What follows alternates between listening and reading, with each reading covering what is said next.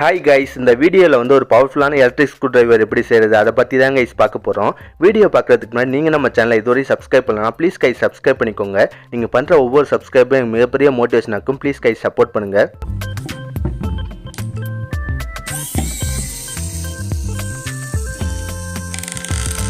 First இந்த electric screwdriver செய்கிறதுக்கு தேவையான பொருட்கள் என்னன்றதை பார்த்துலாம். N20 DC gear motor, metal gear motor 100 RPM அது ஒன்று எடுத்துக்கிட்டேன். அதுக்கப்புறம் 5 வோல்ட் சார்ஜிங் மாடல் ஒன்று எடுத்துருக்கேன். 3.7 வோல்ட் ரீசார்ஜபிள் பேட்டரி ஒன்று எடுத்துக்கிட்டேன். அதுக்கப்புறம் 3 பொசிஷன் சுவிட்ச் ஒன்று எடுத்துக்கிட்டேன். அடுத்து வந்து ஸ்க்ரூ டிரைவர் செட் ஒன்று எடுத்துக்கிட்டேன். கடைசியாக PVC பைப் 20 mm பைப் ஒரு அரை அடிக்கு எடுத்துக்கிட்டேன். அவ்வளோதாங்க, இதுதாங்க ஸ்க்ரூ டிரைவர் செய்கிறதுக்கு தேவையான பொருட்கள். வாங்க ஸ்க்ரூ டிரைவர் செய்ய ஆரம்பிக்கலாம். ஃபஸ்ட்டு என்ன பண்ணுறேன்னா, ஒரு PVC ஷீட் எடுத்துக்கிட்டேன். அது மேலே PVC பைப்பை சமமாக நேராக வச்சு மார்க்கர் வச்சு 2 ரவுண்டு போட்டிருக்கேன். இந்த 2 ரவுண்டையும் தனித்தனியாக கட் பண்ணி எடுக்க போகிறேன்.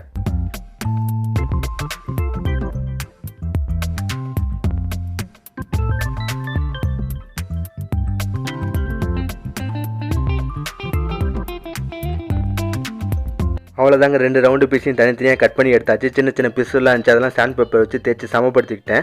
எதுக்காக இந்த ரவுண்டு பீஸ்னால், இதாங்க ஸ்க்ரூ டிரைவருக்கு கவர் மாதிரி வரப்போகுது. இதில் தாங்க வந்து மோட்ரு மாடல் ரெண்டுத்தையும் ஃபிக்ஸ் பண்ண போகிறோம். மோட்டரை ஃபிக்ஸ் பண்ணலாம்.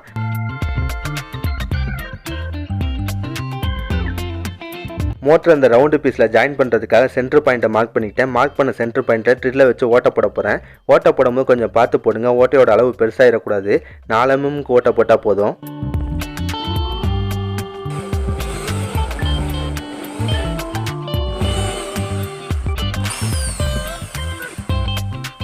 அவ்வளோதாங்க, இப்போ ரவுண்டு பீஸை சென்டர் பாயிண்ட்டில் ஓட்ட போட்டாச்சு. இதுக்கப்புறம் இந்த ரவுண்டு பீஸையும் மோட்டரையும் ஸ்க்ரூ போட்டு ஜாயின் பண்ணணும். அதுக்காக ஸ்க்ரூ போடுறதுக்கு 2 சின்ன ஓட்ட போட போகிறேன். முதல்ல ஸ்க்ரூ போடுற இடத்த மார்க்கரை வச்சு மார்க் பண்ணிக்கிட்டேன். அதுக்கப்புறம் அந்த மார்க் பண்ண இடத்த மினிட்டில் யூஸ் பண்ணி சின்னதாக ஓட்ட போடுறேன். எதுக்காக மினிட்டில் யூஸ் பண்ணுறோம்னா, ஸ்க்ரூவோட சைஸ் வந்து ரொம்ப சின்னதுங்க, அதனால் மினிட்டில் யூஸ் பண்ணுறேன். உங்கள்கிட்ட ட்ரில் இல்லைன்னா ஒன்றும் இல்லைங்க, சின்னதாக கம்பி எதாவது ஹீட் பண்ணி ஓட்ட போட்டுக்கோங்க.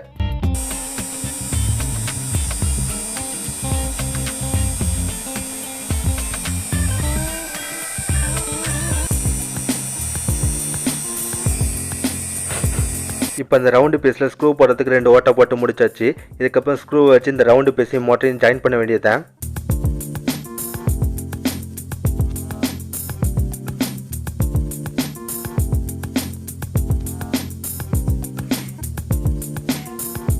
அவ்வளோதாங்க, இந்த ரவுண்டு பீஸையும் மோட்டரையும் ஃபிக்ஸ் பண்ணியாச்சு. ஸ்க்ரூ போட்டு நல்லா டைட் பண்ணிட்டேன். ஒரு வேளை முடிஞ்சுங்க.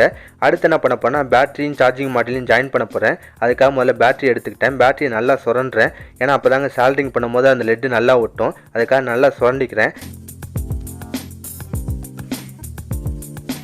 இப்போ பேட்டரியோட சைடில் ஒரு இடத்துல சொல்கிறேன். எதுக்காகனா, பேட்டரியோட பாடி ஃபுல்லாக நெகட்டிவ் கரண்ட் வரும். அந்த இடத்துல சொன்னால் அங்கேயும் நெகட்டிவ் கரண்ட் வருங்க. சார்ஜிங் மாடலில் அந்த இடத்துல கனெக்ட் பண்ண கொஞ்சம் ஈஸியாக இருக்கும். அதுக்காக தான் அங்கே சொல்கிறேன்.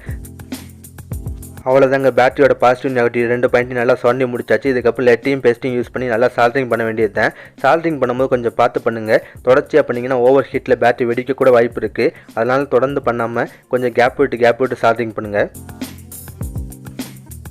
இப்போ பேட்டரியோட பாசிட்டிவ் நெகட்டிவ் 2 பாயிண்ட்லையும் நல்லா சால்ட்ரிங் பண்ணியாச்சு. லெட்டும் பேட்டரியும் நல்லா ஒட்டிக்கிச்சுங்க. இதுக்கப்புறம் சார்ஜிங் மாடலையும் பேட்டரியும் கனெக்ஷன் பண்ணோம். அது ரொம்ப ஈஸி தாங்க. மாடல்லே வந்து சிம்பிள் போட்டிருப்பாங்க. மாடலோட பாசிட்டிவ் பாயிண்ட்டை வந்து பேட்டரியோட பாசிட்டிவ் பாயிண்ட்டோட ஜாயின் பண்ணணும். அதேமாதிரி மாடலோட நெகட்டிவ் பாயிண்ட்டை வந்து பேட்டரியோட நெகட்டிவ் பாயிண்ட்டில் ஜாயின் பண்ணணும்.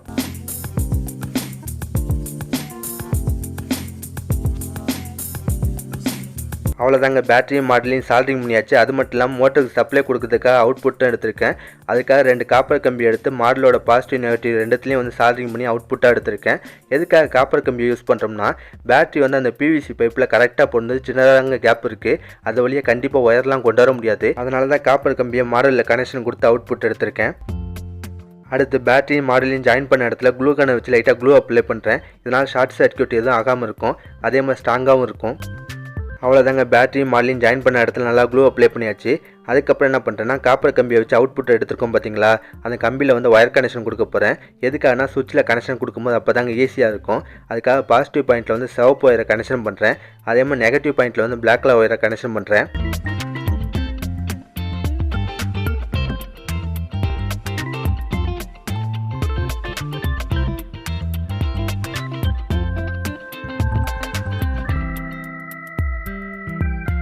கடைசியாக ஷார்ட் அடிக்கூடாதுன்றதுக்காக இன்சுலேஷன் டியூப் யூஸ் பண்ணியிருக்கேன். இப்போ இந்த வயர் கனெக்ஷன் கொடுத்து முடிச்சாச்சு. அடுத்து என்ன பண்ண போனால் ஏற்கனவே ஒரு ரவுண்டு பீஸ் வெட்டி வச்சுருக்கோம் பார்த்தீங்களா, அந்த பீஸில் வந்து ஸ்க்ரூ டிரைவருக்கு சார்ஜ் போடுறதுக்காக சின்னதாக ஒரு ஓட்டை போட போகிறேன்.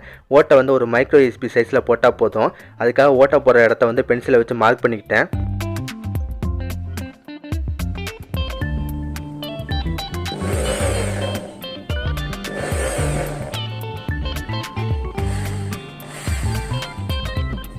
அவ்வளோதாங்க, இந்த ரவுண்டு பீஸில் வந்து சின்னதாக ஒரு ஓட்டையை போட்டாச்சு. இதுக்கப்புறம் என்ன பண்ண போகிறேன்னா அந்த ரவுண்டு பீஸையும் மாடலையும் வந்து ஜாயின் பண்ண போகிறேன். அதுக்காக சூப்பர் க்ளூ வச்சு ரெண்டுத்தையும் ஸ்ட்ராங்காக ஒட்ட போகிறேன்.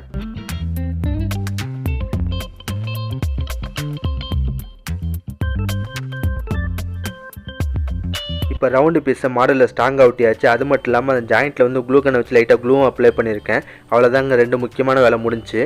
அதுக்கப்புறம் என்ன பண்ண போகிறேன், எல்லாத்தையும் ஒன்றா சுவிட்சில் கனெக்ஷன் கொடுக்க போகிறேன். அதுக்காக பிவிசி பைப்பில் சின்னதாக சுவிட்சுக்கு ஒரு ஓட்டை போட போகிறேன். முதல்ல பிவிசி பைப் மேலே சுவிட்சை வச்சு ஓட்டை போடுற இடத்த மார்க் பண்ணிக்கிட்டேன். அந்த மார்க் பண்ண இடத்த வந்து ட்ரில்லை வச்சு ஓட்டை போட போகிறேன்.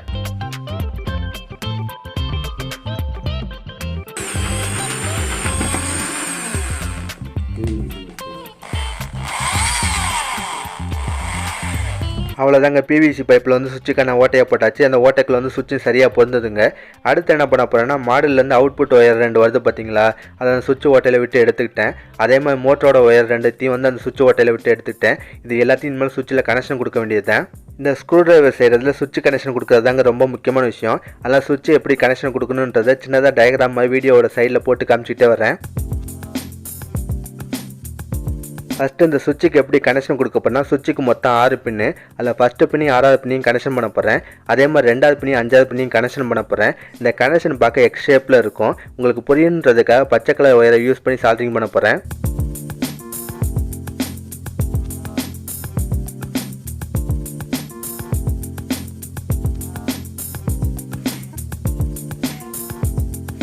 இப்போ பச்சை கலர் ஒயரை வச்சு சுவிட்சில் வந்து எக்ஸ் ஷேப்பில் கனெக்ஷன் கொடுத்தாச்சு.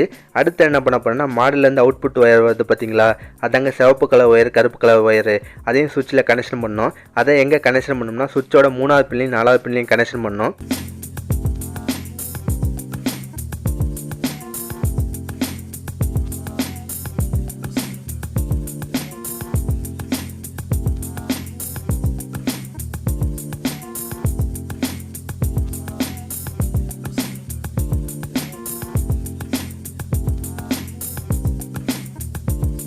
அவ்வளோதாங்க, மாடல்லேருந்து ஒரு அவுட்புட் ஒயர் 2த்தையும் சுவிட்சில் கனெக்ஷன் பண்ணியாச்சு.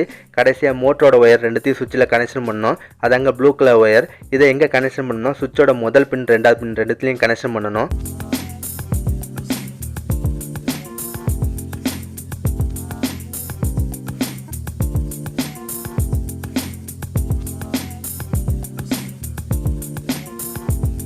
இப்போ மோட்டரோட ஒயரையும் சுவிட்சில் கரெக்டாக கனெக்ஷன் பண்ணியாச்சு. அவ்வளோதாங்க, சுவிட்ச் கனெக்ஷன் முடிஞ்சு. அடுத்து என்ன பண்ண போகிறேன்னா சுவிட்சை பிவிசி பைப்பில் ஸ்க்ரூ போட்டு டைட் பண்ண போகிறேன். அதுக்காக ஸ்க்ரூ போடுறதுக்கு 2 ஓட்டை மினி ட்ரில்லில் போட போகிறேன்.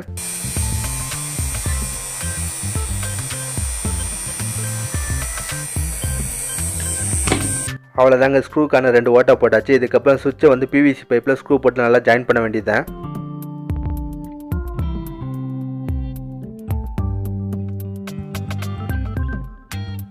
சுவிட்சையும் பிவிசி பைப்பையும் ஜாயின் பண்ணியாச்சு. ஸ்க்ரூ போட்டு நல்லா டைட் பண்ணிட்டேங்க. அடுத்து என்ன பண்ண போனால் 2 ரவுண்டு பீஸையும் பிவிசி பைப்பில் ஜாயின் பண்ண போகிறேன்.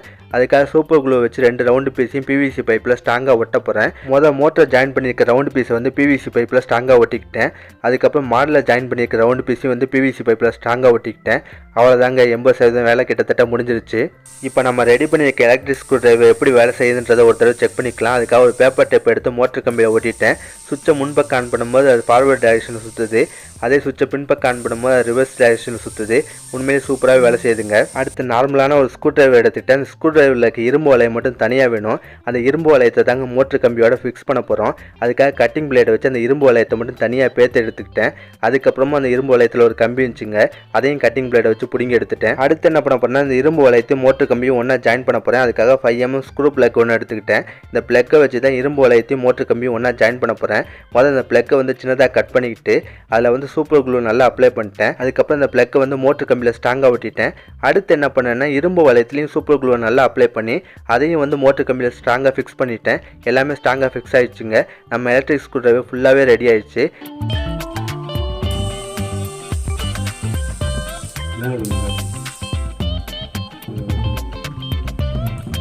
கடைசியாக நம்ம ரெடி பண்ண எலக்ட்ரிக் ஸ்க்ரூ டிரைவருக்கு பெயிண்ட்லாம் அடித்த பின்னாடி பார்க்க செம்ம கலக்கலாக இருந்துச்சு. இந்த எலக்ட்ரிக் ஸ்க்ரூ டிரைவர் பற்றி உங்கள் கருத்தை மறக்காமல் கமெண்ட்டில் சொல்லுங்கள். இந்த வீடியோ பிடிச்சா ஒரு லைக் பண்ணுங்கள். நம்ம சேனலை நீங்கள் இதுவரை சப்ஸ்கிரைப் பண்ணலன்னா ப்ளீஸ் சப்ஸ்கிரைப் பண்ணிக்கோங்க. நீங்கள் பண்ணுற ஒவ்வொரு சப்ஸ்கிரைபும் மிகப்பெரிய மோட்டிவேஷனாக இருக்கும். ப்ளீஸ் சப்போர்ட் பண்ணுங்கள். இந்த மாதிரி இன்ட்ரெஸ்டிங்கான கண்டென்ட்லாம் நம்ம சேனலில் தொடர்ந்து வந்துகிட்டே இருக்கும். மறக்காமல் நம்ம சேனலை சப்ஸ்கிரைப் பண்ணி வச்சுக்கோங்க. அடுத்த ஒரு சூப்பரான வீடியோவில் சந்திக்கிறேன். Bye guys.